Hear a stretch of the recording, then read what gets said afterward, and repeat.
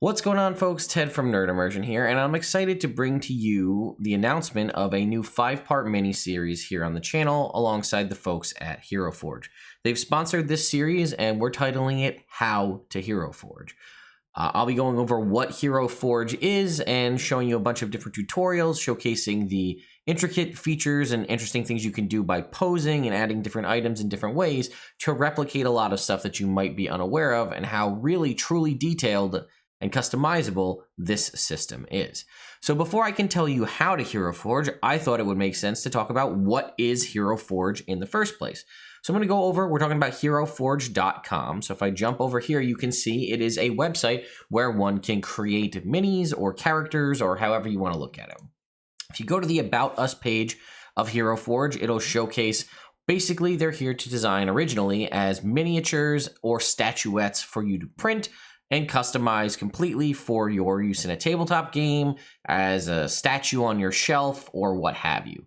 They've expanded. It started off as a Kickstarter years and years ago. I was kind of there from the beginning, and I'm a big fan, and it's gone leaps and bounds from where it was, and we'll talk about that as we go along. So again, I just figured I'd showcase that.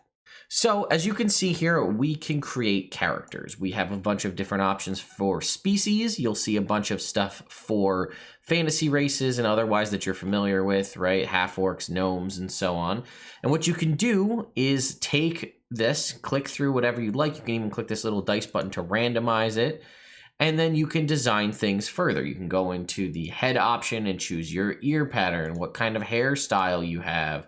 Do you have a beard or not? Teeth, horns, as you can see, a variety of that. We'll talk more about that in a future video. Scale things up with the body type. Do you have a skeletal torso, perhaps? Or maybe a robot one? Multiple arms, legs, wings, tails, and so on.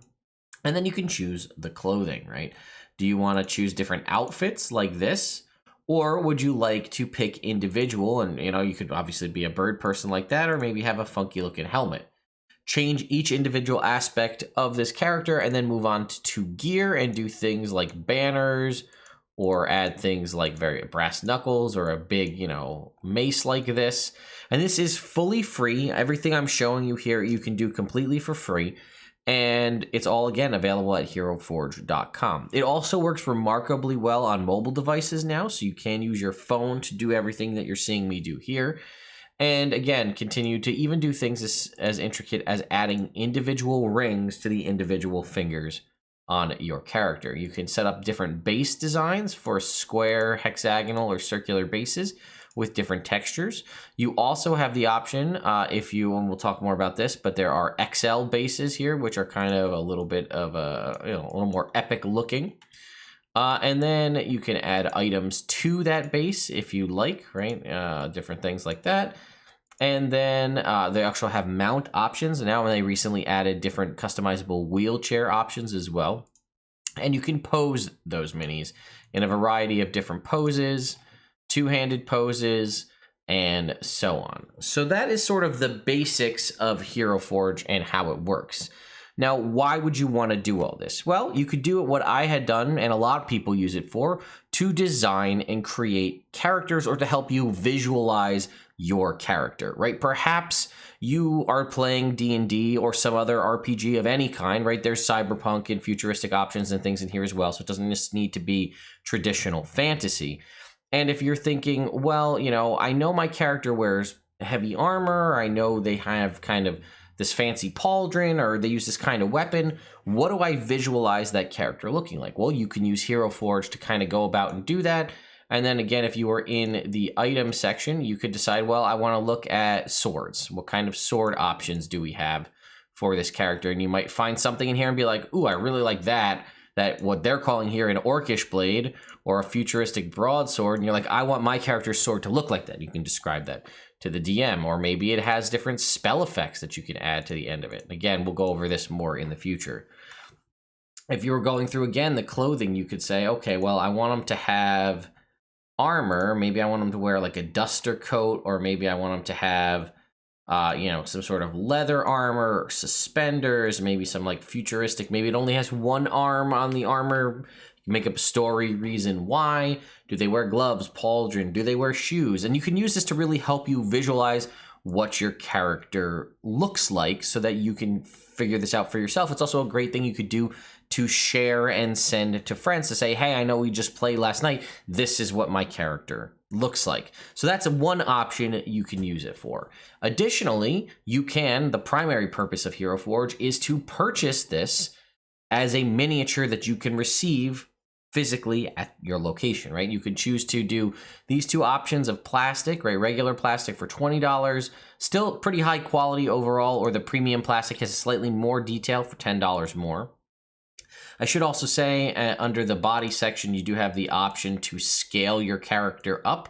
If you go up here into the XL regions up here, it does increase the price a little bit, and you can kind of get an idea of how things scale for, typical, here's like a minotaur, a human, and a dwarf, to see where your character stands in this area here. Or that will, again, add extra money if you decide to go for an XL character, or if you add a mount, for example. But yeah, you have these options, but you can also get it printed in bronze if you wanted an actual metal miniature, which personally, if this was me, I would just keep it as this. I don't even think I would paint it. But obviously the main purpose of the plastic ones is so that you can get those, so you can paint them yourself however you like. And if you'd also like, you could go for a more traditional old school steel miniature. So it'll have a rough texture to it, but it'll be kind of familiar to kind of folks who remember the old Ralpatha minis and things like that. Or you can go with this nylon plastic, but this is typically designed if you want to double up the size and make the exceptionally large, to do almost like a statuette or kind of some sort of statue for your display shelf or something like that. They also, in the past few years, have added an option for STL download. And what this means is you can basically get this file of the mini that we designed here. So if I were to download this, add this to my cart, and buy it right now, I would get an STL file that looks just like this that I can use for 3D printing. STL is pretty much the standard format when it comes to 3D printing. So if you have access to a 3D printer at home, or you're thinking of getting one, or you have access through, whether it be a makerspace, I don't even know if those are open right now with COVID, or through your school, or maybe you have a friend or family member who has a 3D printer, for only $8, you can download this STL file and you can print this as many times as you want. Obviously, the lower cost is that you are paying for the filament or the resin to print this mini, and then you need to figure out all the specifics regarding settings and how to make it come in the optimal format once it actually does print.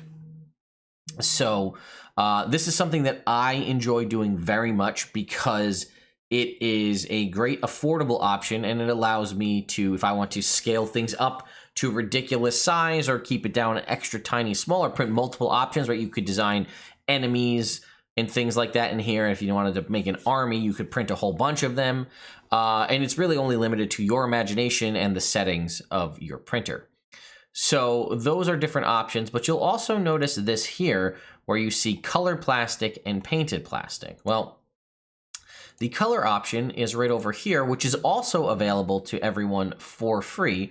Color features were added to Heroforge as part of the Heroforge 2.0 Kickstarter, which was last year in 2020, or maybe I think it might have been in 2019, actually end of 2019. And it was an option to add color to these minis. So not only could you use this for character creation, like I talked about, but you could go in here and now actually paint this mini in a variety of different colors if you wish. And then, you have, if you go into the paint section, you can see you have a variety of different things, from cloths to leather to wood to steel to bone. And you can see a variety of different things. We can go ahead and add, eyes to our character. We can go ahead and pick a flesh tone if we want to put on them, or, whatever color we decide we want. And then we can obviously customize and change this as we see fit. Well, as part of the color Kickstarter, you can actually go ahead and purchase this in the colors that you see here if you go to choose the color plastic feature. It will cost you about $45 for a standard mini, but it shows up to you in printed form using the proprietary technology that Heroforge has developed to allow it to print basically with color as it goes. Another option for those Kickstarter backers would be to, if you backed on Kickstarter, would be to get it painted plastic, where you would basically be ordering it in one of the standard plastics and an actual real human will paint it. So you design the color scheme and then they go forth and paint it. That is obviously a significantly time-consuming process and is a lot more because it actually requires real work hours for a person to go in and paint it. But I did want to showcase here, I just happen to have one of the I have like a very early prototype, but if you take a look at this, this is a color mini that I had printed. If I can get this to come into focus here. Maybe. There we go. Of me. And as you can see how it's all in color, and you can see even like the hair, the face, the beard, and all that. This was printed just like this and then sent to me. So it arrived in color using the color formats. Another thing I did want to showcase here, if we jump back over, is we can, again, save these minis, save the paints if we so choose. And you can go right up here and just choose save. And now this mini is saved forever, and you can use this share option to send this to someone else. They could download it and print it themselves. If you had the STL file or you wanted to have someone else purchase it for you, those are all options that you have that you can do. You can also take screenshots of this mini that you created here if you want to send this to somewhere else or crop this or however you like. And the last thing I wanted to showcase before we end video 1 is just a little bit about the Kickstarter. So if you take a look here, these were some of the stretch goals added for the Kickstarter, and all of these different options you see here have been since implemented into the tool. So everything you see here are now all options. Again, we showed the Excel bases before, we showed some of the spell effects. And then here you can see a variety of different things that are currently in beta form or under construction. There are still several options beyond this, like more mount options aside from, the couple standard that we showed.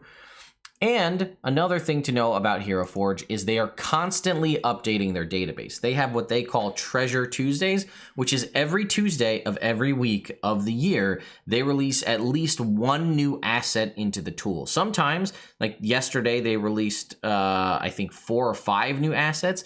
And for example, the month of December, they release a new asset every single day.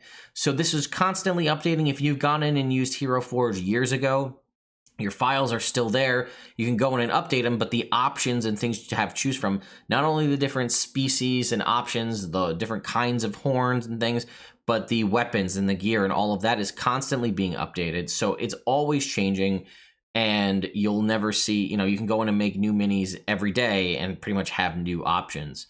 So this is part 1 of how to Heroforge.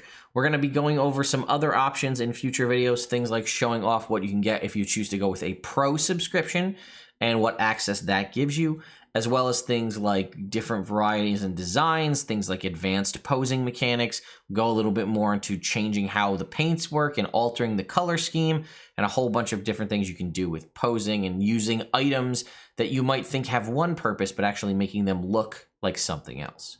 So thank you all so much for watching, and I'll see you next time.